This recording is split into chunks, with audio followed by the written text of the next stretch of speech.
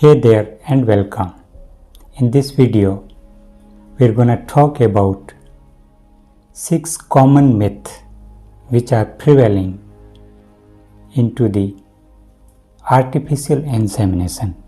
It is the process right from procuring the semen from the feeding center to depositing it into the mid-cervix of the animal. So let's dive in.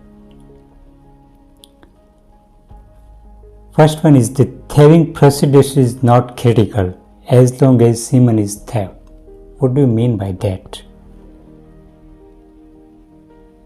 The thawing procedures include two things. One is the temperature of the thawing water and second is the time period of the thawing water. So does it have any meaning? Yes, it is. Myth is that these procedures do not have anything with the conception of the animal, but the fact is that it has. The exact temperature of the water which we are using for thawing the semen should be 37 to 38 degrees centigrade, and the exact time for thawing the semen is 30 to 60 minutes. Next myth is changes in temperature after semen has been thawed are not important.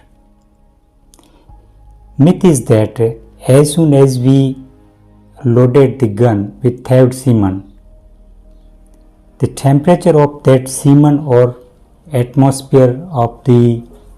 temperature of the atmosphere where the insemination process is being carried out is not important. This is the myth. But the fact is that, of course, it is important.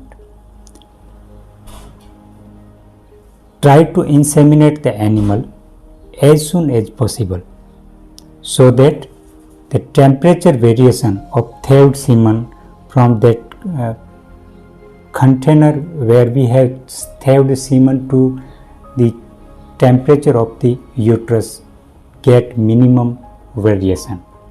It affects the fertility. So fact is that more the variation of temperature, less the fertility or less the conception of the animal.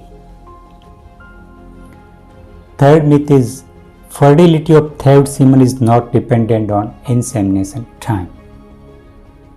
Meaning is that, or myth is that, as we have loaded our gun with the thawed semen and how much time we are taking to inseminate or deposit it into mid-cervix of the animal is important.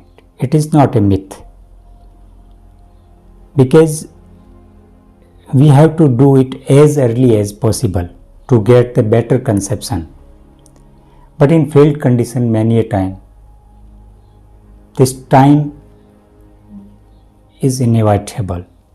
Time is taking because many a time we do not have proper restaining of the animal or some other things. So time is taken. But try to minimize this time gap as much as possible. And the maximum time which can be taken is the 15 minutes. If the process is taking beyond the 15 minutes, that thawed semen is not desirable to use. Better to discard it and get it new. The next one, or the fourth myth, is semen stored under liquid nitrogen is better than stored in liquid nitrogen vapor. When we are storing the semen into BA3 container or the jar, if the canister is dipped into the liquid nitrogen, and if one canister is in liquid nitrogen jar but it is hanging in liquid nitrogen vapor, so which straw is better? Myth is that the straw which is dipped into the liquid nitrogen is better, but the fact is that there is not much temperature difference between the liquid nitrogen and its vapor. Only difference of 1 degree Fahrenheit or 1 is there. So this is not a much difference. So both the extra or both the semen, either it is dipped into the liquid nitrogen or it is in liquid nitrogen vapor, both are good for conception or both are good for insemination. So we need not to worry about that.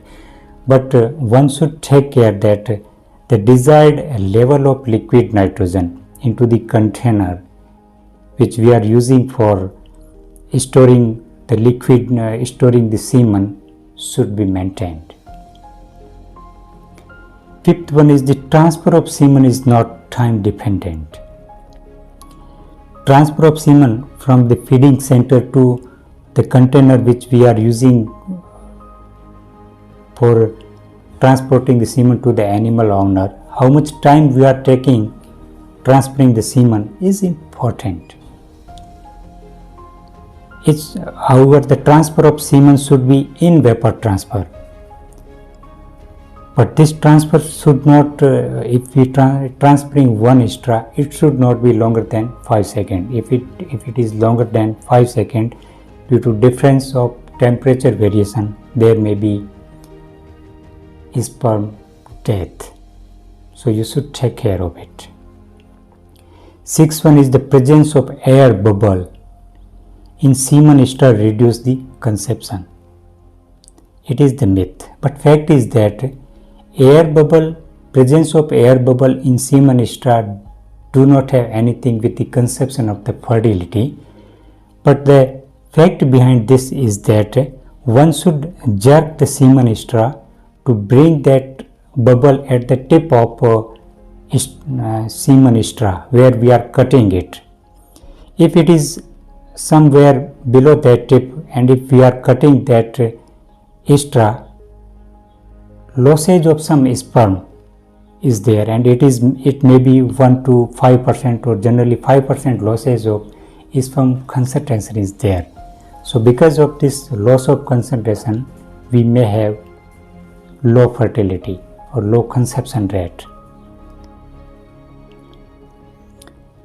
So these are all technical myths which a AI technician is facing. And with this as a bonus, 2 myths from the owner ends. I have reported in field condition that many owners do not let their animal drink water when animal is in estrus condition.